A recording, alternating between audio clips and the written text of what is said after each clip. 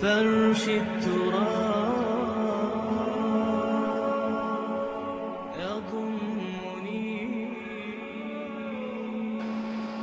ایک عورت ہے خولہ بنت ثعلبہ، کافی مستورات بیٹھی. ایک عورت ہے، ان کا نام ہے خولہ بنت ثعلبہ. ان کے خامن نے ان کو طلاق دے دی. طلاق تھی جاہلیت کی، جس کا لفظ ہوتا تھا انتی علیہ کا ظہر امی، تو میرے لیے میری ماں کی طرح ہے.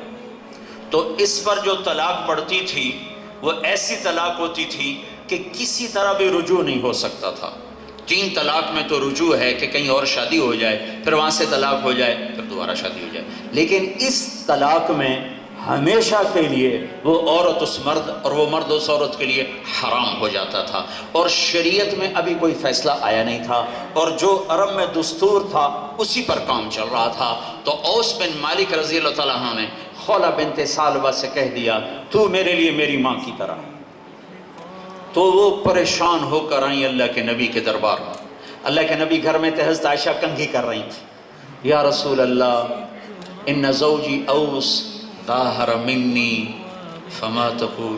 یا رسول اللہ میرے خامن اوس نے میرے ساتھ زہار کر دیا ہے. اس طلاق کو شریعت میں زہار، تو میرے لیے میری ماں کی طرح ہے. میرے خامن نے میرے ساتھ زہار کر دیا ہے، کیا حکم ہے؟ تو آپ نے فرمایا حرمتی علیہ، تو حرام ہو گئی، طلاق ہو گئی. وہ کہنے لگی یا رسول اللہ آپ نظر ثانی فرمائیں، انہ ابو ولد، وہ میرے بچوں کا باپ ہے. وتفرق اہلی، اور میرے ماں باپ مر چکے ہیں، میں کس کے سہارے زندگی گزاروں گی؟ تو پھر آپ نے کہا حرمتی علیہ، خولہ کام ختم ہو چکا. تو پھر کہا یا رسول اللہ آپ مہربانی فرمائیں، آپ مہربانی فرمائیں. بچے جنتے جنتے میری جوانی ڈھل گئی، ماں باپ بہن بھائی میرے دور ہو گئے، اب میں کس کے سہارے زندگی گزاروں اور یہ بچے کس کے پاس پلیں؟ جب تیسری دفعہ بھی انہوں نے زور لگایا تو اللہ کے نبی خاموش ہو گئے کہ بھائی مانتی تو ہے نہیں تو آپ خاموش ہو گئے. بس عائشہ کنگھی کر رہی. جب اس نے دیکھا کہ اللہ کے نبی نہیں جواب دے رہے، آئے ہائے، اچھا آپ نہیں سنتے ہیں، میں آپ کے رب کو سناتی ہوں. اس نے یوں ہاتھ اٹھائے،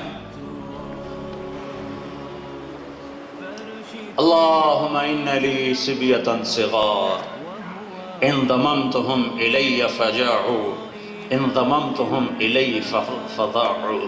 اے میرے رب، میرے چھوٹے چھوٹے بچے ہیں، میں اپنے پاس رکھوں تو روٹی کہاں سے کھلاؤں، اور اوس کے پاس رکھوں تو تربیت کون کرے گا؟ تربیت تو ماں کرتی ہے. اے میرے رب، اپنے نبی کی زبان پر میرے حق میں فیصلہ اتار. یہ نہیں کہا کہ جو تیرے ہاں ہے وہ فیصلہ اتار. اللہ کو پابند کیا، یا اللہ فیصلہ میرے حق میں آنا چاہیے، میرے خلاف نہیں آنا چاہیے. ابھی اس کے ہاتھ نیچے نہیں آئے کہ اللہ کے نبی پر وحی طاری ہوگی، اور اس وقت آپ بالکل عجب حالت ہوتی، آنکھیں بند، ماتھا پسینہ. تو حضرت عائشہ نے کہا خولہ خولہ چپ کرو چپ کرو، وحی آ گئی وحی آ گئی. جب اس نے دیکھا وحی ہے تو اس نے اور زور سے رونا شروع کر دیا کہ پتہ نہیں میرے حق میں ہے یا میرے خلاف ہے. جب وحی ختم ہوئی تو آپ نے آنکھیں کھولی تو آپ ہنس مسکرا پڑے کہ خولہ مبارک ہو، اللہ نے تیرے حق میں فیصلہ دیا تھا. اور اسے حدیث کا حصہ نہیں بنایا، قرآن کا حصہ بنایا. قیامت تک ہر عورت پڑھے، ہر مرد پڑھے اور دیکھے کہ یوں اللہ سے تعلق بنتا ہے. 28واں پارہ، قد سمع اللہ قول التي تجادلك في زوجها وتشتكي الى الله والله يسمع تحاوركما ان الله سميع بصير.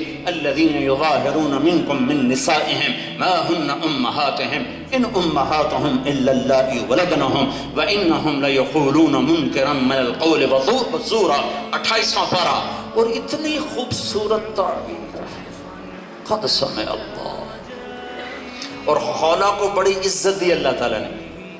التی قول التی تجادلک فی زوجہا، ان کا تعارف کرانے میں اتنی لمبی سطر اتاری اللہ نے کہ ہاں ہاں میرے محبوب. قد کا لفظ بتاتا ہے، قد کا لفظ بتایا کہ اے میرے نجیب، جب آپ اور خولہ آپس میں تکرار کر رہے تھے، آپ انکار کر رہے تھے، وہ ہاں کروا رہی تھی، تو میں خود عدالت میں موجود تھا۔ پھر آپ نے تو سنی نا وَتَشْتَكِي إِلَى اللَّهِ، پھر اس نے میرے سامنے دکھڑا پھولا وَاللَّهُ يَسْمَعُ تَحَاوَرَكُمَا، میں آپ دونوں کے دلائل سن رہا تھا، آپ انکار پہ تھے، وہ اقرار پہ تھی، میں نے خولہ کے حق میں فیصلہ دے دیا اور اس طلاق کو باطل کر دیا، اس کا جرمانہ رکھ دیا، غلام آزاد کرو، 60 روزے رکھو یا 60 مسکینوں کو کھانا کھلاؤ، تو بیوی حلال ہو گئی۔ جب اللہ ساتھی بنتا ہے تو یوں قرآن اترتے ہیں۔